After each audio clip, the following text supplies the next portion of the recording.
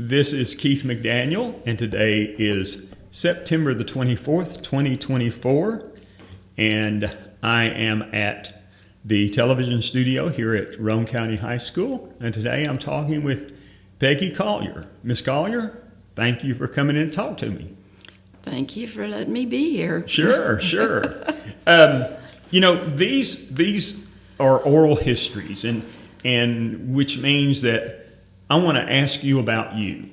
And because we are doing these for the city of Kingston, we'll get to the point where your involvement in the town in Kingston and your life here. But let's start at the beginning. You said you told me previously that you're not originally from Kingston. So tell me, where were you born and raised?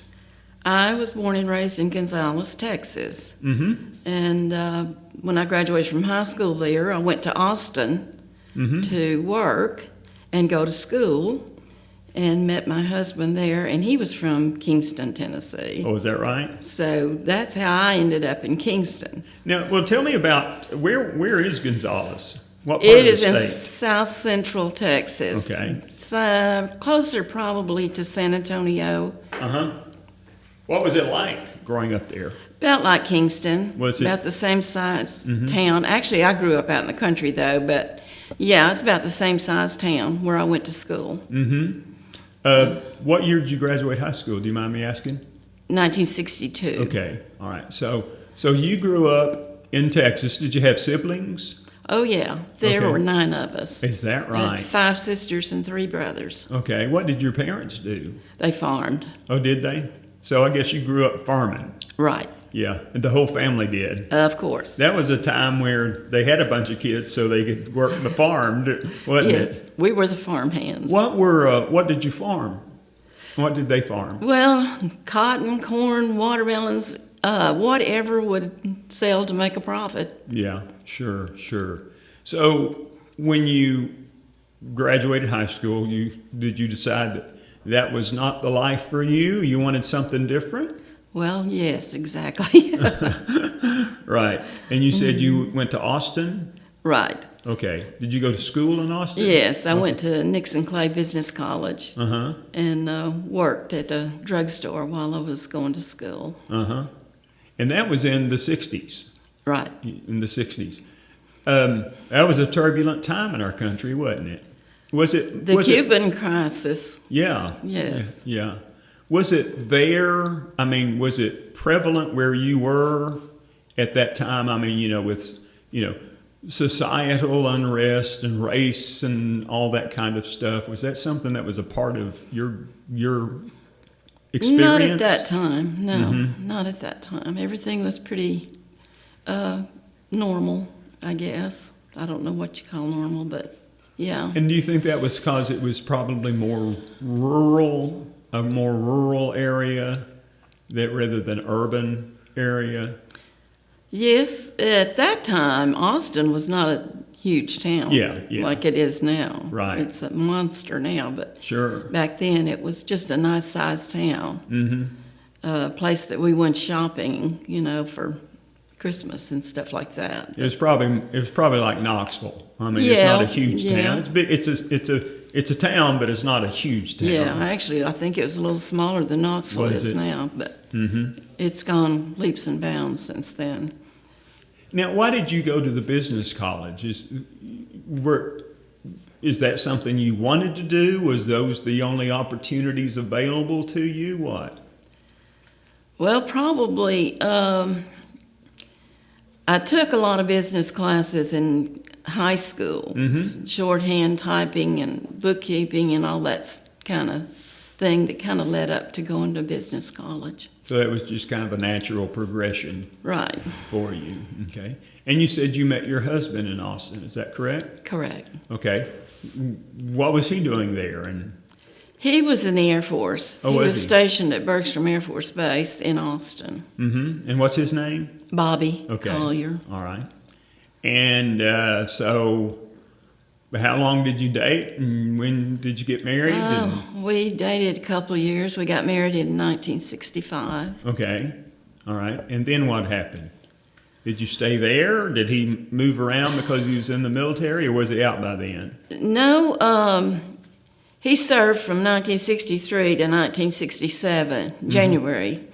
And when he got out in 1967, he had already gone to college a year or so and had some credits. Plus, he had taken some classes while he was in the Air Force. And so he wanted to go back to school and finish his degree.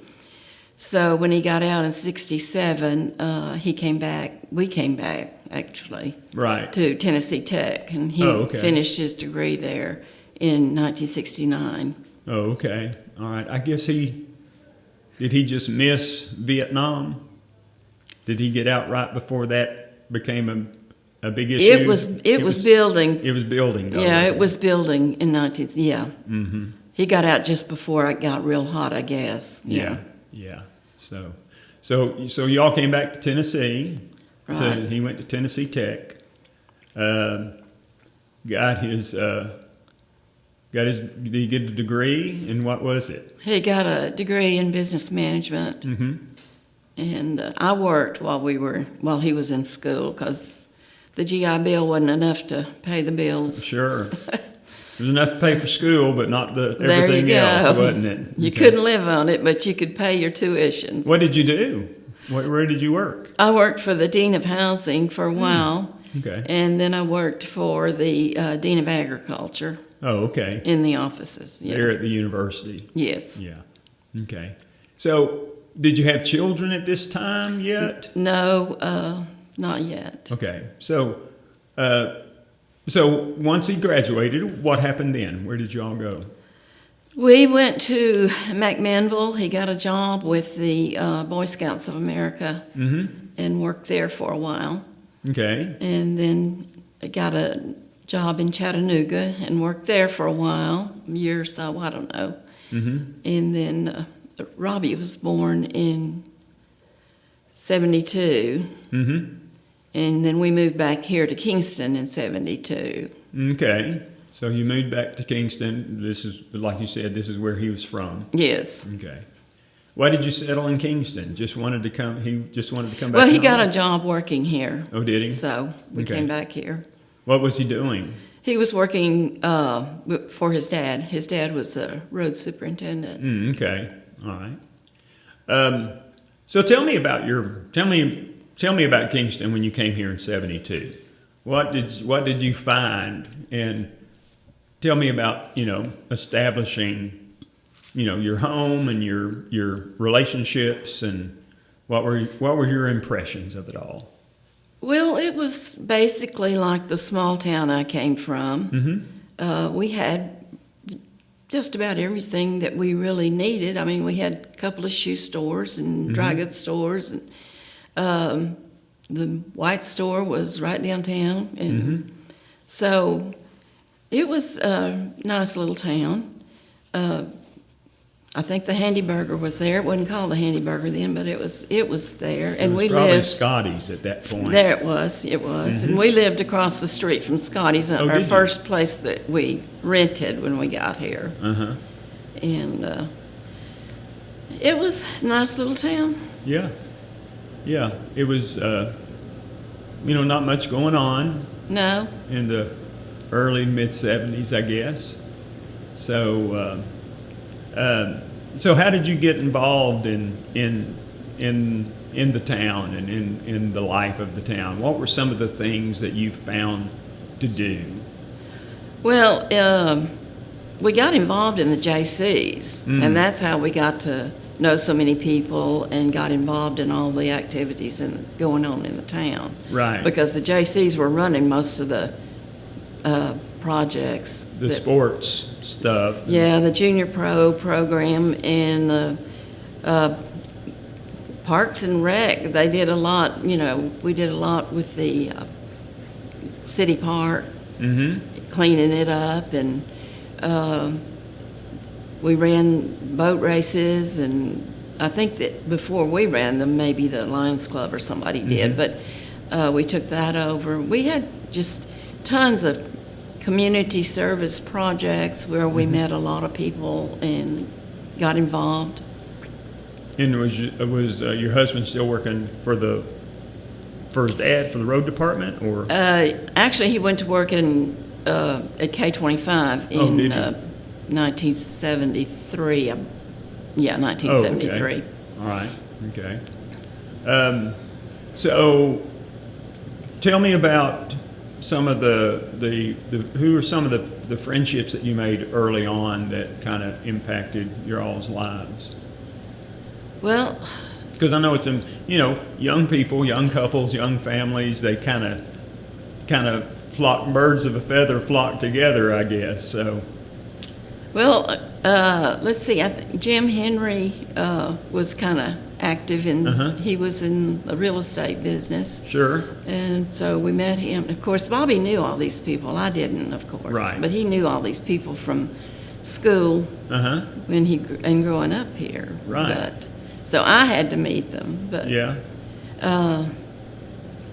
I know we worked with him a lot on community service projects because I think he was mayor or was elected mayor not too long afterward. Mm-hmm. So,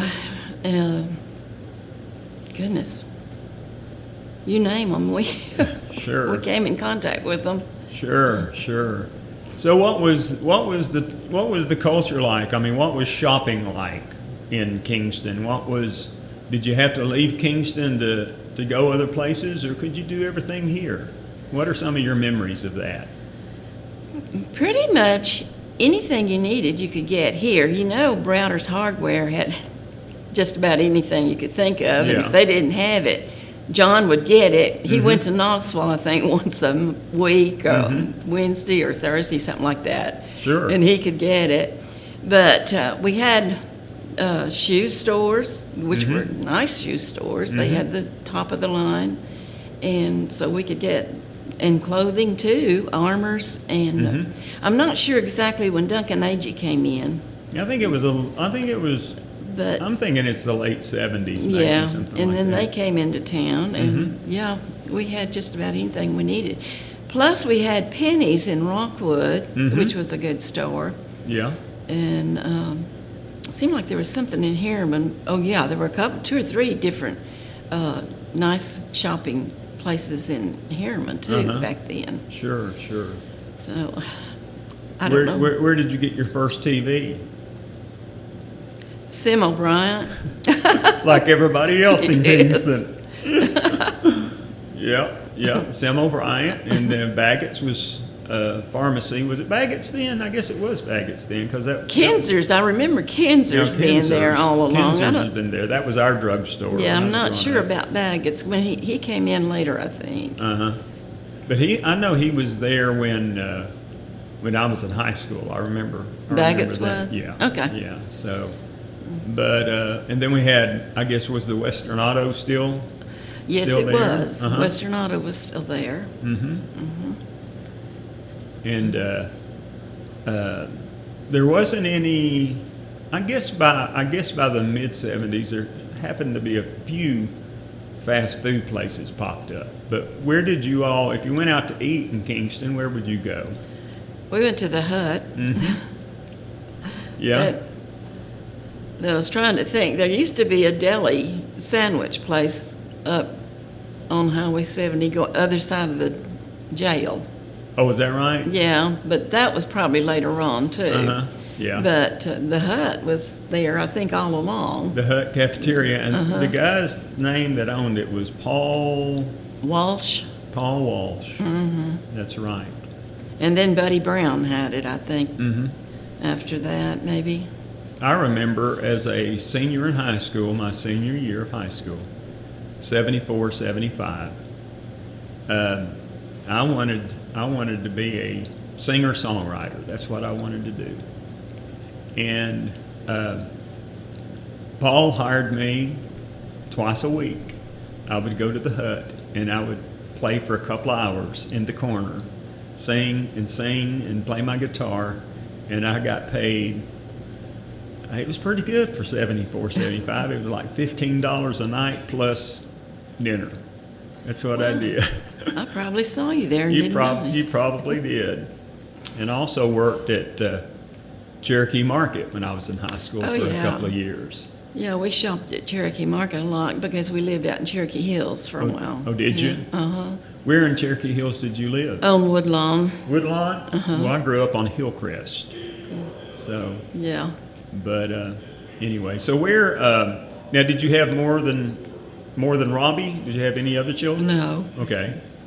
Where did he go to school? Where did he start school? Kingston. Kingston? Yeah. Here in this Here, yeah. in this building. Kingston Elementary, yeah. Okay. And I guess he went through school the whole time here in Kingston. Oh, yeah. All the way through. All the way Kingston Elementary, then Cherokee, and then Kingston High School. Yeah, right, Cherokee. Roane County High School. Yeah.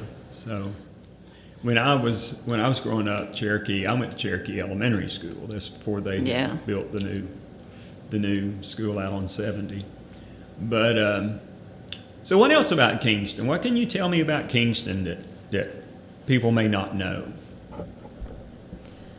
I'd say everybody knows more than I do about Kingston. Well, no, you've been here a long time. I've been here a long time, but I know it's when we were working with the JCs, we made a lot of progress here, like getting the trail around the lake. Mm-hmm. They worked on that. I think they worked to get a half-cent sales tax or something to that effect to Right. help fund the Parks and Rec to get that done. Mm-hmm. And that was a big plus. I think it's used a lot too nowadays. But I don't really know much about Kingston other than what I've said, what we've done and Right. been involved in. How has Kingston changed since you came here in the early 70s? Both, you can talk about both the positive things and then maybe, if there's some things that need improvement, feel free. Well, it's basically been a bedroom community, I guess, all along. Mm-hmm. I don't know why we can't get more shopping here. I know we have a couple of dress shops here in Kingston now, and there are a few places to eat, but the big department stores are what we considered big, and like clothing and shoes, we don't have that anymore. But I don't know what would help to improve. Yeah. But I guess if more people got involved in making it more of a community town, rather than going off to Knoxville or Oak Ridge or wherever they go to shop or eat, and supported more of the businesses here, that would help to grow more. Right. What are ways that could happen? What do you think? Well, I've seen it happen in our Operation Reach program, and I don't know if you're familiar with that or not, but it's a shopping tour for underprivileged children that the JC started 50 years ago. And over the years, we have had more help from the community on that project, and that has been a good thing. I think more people are becoming aware of the needs of the community and are reaching out to help. And that's been a big plus for our program, helping our program. And just things like that to try to help meet the needs of the community. Do you think because Kingston, Harriman, and Rockwood are kind of all spread out, that sometimes things that are a possibility are not feasible? Because, for example, when they put Roane State in, they said, well, we're going to put it right smack dab in the middle of all three, sort of, so to speak. And so to draw from all of those, do you think maybe that's the reason that we don't have, and there's nothing you can do about it, I mean, that's just the way it is, but that's the reason that we can't attract, like, bigger stores and bigger industries and things such as that. Yeah, well, a lot of that I think is happening in Midtown now. There's a lot of stores and coming in there That's true. They've grown a lot. because of the central for Kingston, Harriman, and Rockwood. Sure. So maybe that's helping us to kind of come together. And to be quite honest, it's closer to Kingston. That area is closer to Kingston than it is Rockwood and Harriman, Yes, it is. for sure. So anyway, what else? What else do you think? Else are your thoughts on Kingston and raising a family here and being a part of the community for 40-something years? Oh, I think it's been a great place to raise a family Mm-hmm. because of the lack of crime and I'm sure there's drugs out there that we're not aware of, but I think it's been a great place to raise a family or for children to grow up. Sure. And it's a beautiful location, right on the water. That it is. Very pretty, yes. And I think that's probably one of the reasons that it is such an attractive place to be a bedroom community for people that don't want to live in Oak Ridge or Knoxville. Right. You know. So, what do you think? What are some things that you think people could do to improve the quality of life here in Kingston? What are I mean, if money were no object, what would you say with things that would enhance the quality of life here in Kingston? Well, I'm not sure. Movie theaters, maybe. Something like the Clarence Brown Theater, just more recreation, bowling alleys, just more recreation, and I guess for more things for children to do that they're interested in. I'm not sure what that would be nowadays, but Right. I know they're all on their computers all the time. But more outdoor activities. Right. And traditionally, I mean, that's what happens. Kids who grow up in a small town that don't have a lot to do, they leave. That's true. That's the problem. There's nothing to keep them here other than a sense of, home. But as far as, professional opportunities, a lot of them have to go off someplace else. Right. There's just no industry. The biggest industry is county government or state government. Right. So if you're not involved in that, there's really not a good wage paying place to work. Right. They have to go off to Oak Ridge or Knoxville. And so therefore they just move there, I suppose. And Or leave in the morning and come back at night, there you go, the bedroom community. Yeah, exactly. So what did your husband, did he work at K25 and retire from there, or what did he do? Yes, he did. Okay. Yes, and I went to work there also and retired from there. Oh, did you? Uh-huh. What did you do there? I worked in human resources as an administrative assistant. What year did you all retire? 2004. Okay, so you were there. Did you go there after they shut down the U, or was it still operating at the time? The U was still there when I was there. Yeah. They tore that down. Well, they started tearing it down before we left, yeah. Right. Not specifically the U, but other buildings, yeah. Yeah. They started tearing down the D&D, whatever they... Yeah.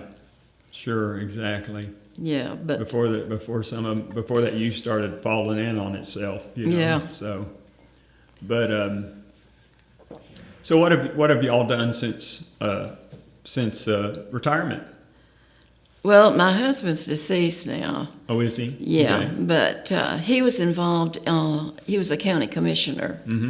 So when he retired from K25, he spent a lot of time working on that kind of stuff. Right. he also worked as a consultant at K-25 for a while too after he retired. Right, right. So, and then I worked at DOL for a while after I retired. We both worked kind of part-time after we retired. Right, right. Okay. So what do you do now? How do you keep yourself busy?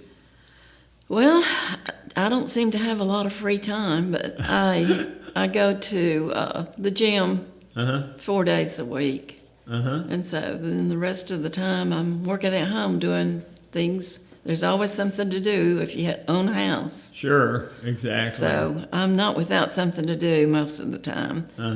And when my grandchildren are growing up, I spend a lot of time going back and forth to Knoxville, taking care of them and going to their ball games. Sure. So that was fun times. Yeah, I bet. And you said your son, he teaches here. Yes, he does. Okay. So how long has he been here as a teacher? I'm not really sure. I think he's been here about 27 years. Oh, is that right? Yeah, he's been here a long time. All right. Well, anything else that you want to add or talk about your life in Kingston? I don't know. It's been a good life. I can say that. And I've enjoyed it. I'd like to see the schools get consolidated. Oh, would you? I would love to see that. Well, let's talk about that for just a minute. Why is that? Why do you think that would be a good thing? Well, for one thing, they would get out of these old dingy buildings and get into a new building. I mean, that I know these buildings are falling down. I was on county commission for a while and talked to some of the school board people. So I know that's a need in this county. Yeah. Not just community, but county. Right. And I think if you had a larger consolidated school, you'd be able to offer a larger curriculum, I guess is what I'm trying to say. Right. And meet the needs of more students. That's my thoughts on it. Why do you think that's never passed? Because they tried. Oh, yes. For years. Yes. My husband worked on that, and I worked on that when we were on county commission, but it didn't happen. Money. They don't want to. There would be a tax increase, I'm sure. Sure. And they don't want to put that on people. Right. Well. But we know we don't get anything without paying for it. Yeah, I was, and I teach in this building. My classroom is right next door. And last spring, I was sitting there and I was talking to my class, and all of a sudden a piece of the ceiling fell down and hit the desk of a student. Oh, my. Well, they sat there. Wasn't a big piece, but it was a little piece. And so I informed my administrator, and he called maintenance, and maintenance came over and went up on top and said, "There's no water up there. It's not leaking." They said, "This is just an old building, and it's falling apart." So that's where we are. That's where we are. So anyway, all right. Well, thank you so much for coming in and talking to me today. I appreciate it. Thank you for having me. Sure.